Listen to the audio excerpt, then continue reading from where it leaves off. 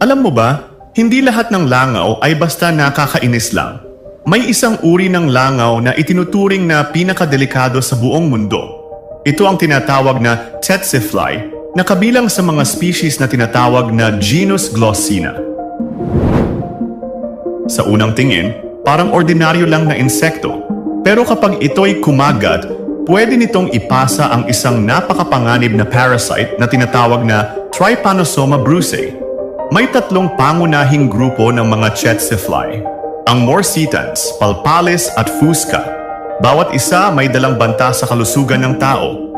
Unahin natin ang morsitans group. Sila ang nagdadala ng Trypanosoma brucei rhodesiense na nagdudulot ng tinatawag na East African Sleeping Sickness. Pangalawa ang palpalis group.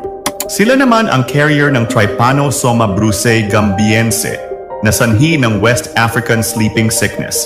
At ang pangatlo, ang fusca group. Mas bihira silang magkaroon ng direktang contact sa tao, kaya mas mababa ang panganib na dulot nila kumpara sa dalawang naunang grupo.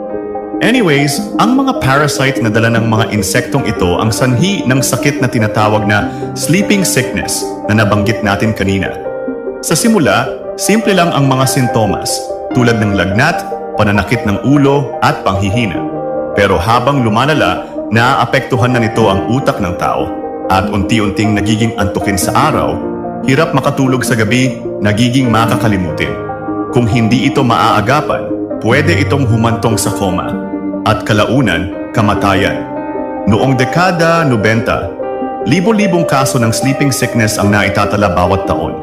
Pero pagpasok ng year 2000, nagkaroon ng mas maayos na gamutan at malawakang kampanya laban sa tsetse fly.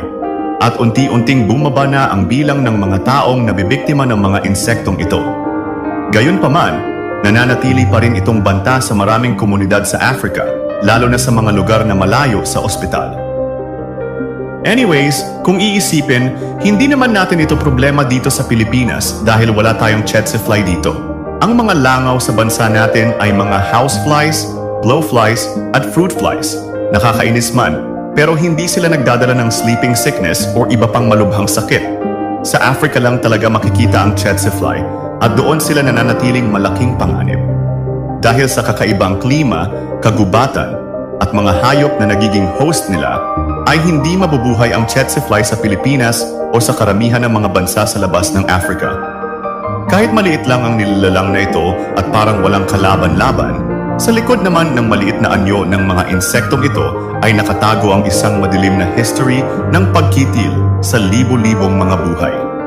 Kaya kung tutusin, walang duda, ang tsetse fly ang pinakadelikadong langaw sa buong mundo.